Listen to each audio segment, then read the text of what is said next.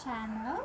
And now, ang gagawin natin is, what's inside my bag? What's inside my bag na ba? Okay, ngayon, tingnan natin. Una sa lahat is small brush.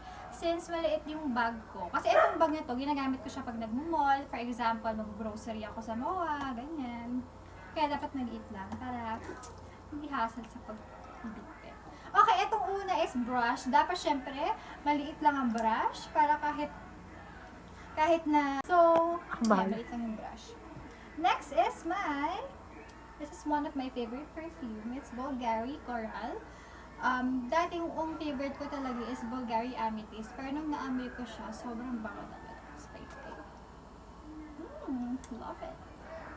And, of course, dahil usong-uso si coronavirus, napaka-importante talaga ng alcohol. Ang ginagamit ko is hygienics kasi sobrang bango na talaga. Okay, of course, cellphone. Siyempre, hindi pa rin mawala yun sa bag.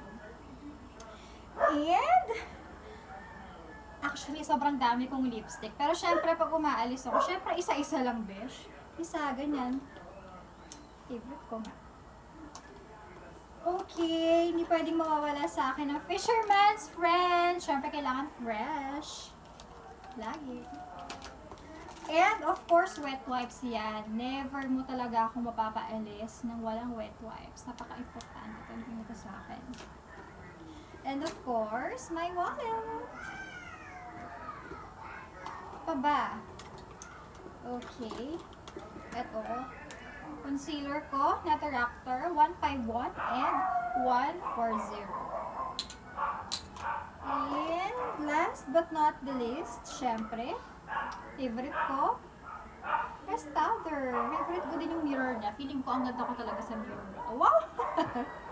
At ayun lang, guys. Thank you so much for watching. I hope you liked it. Kahit na sobrang liit ng bag ko, ang dami pa rin nakalagay. And thank you!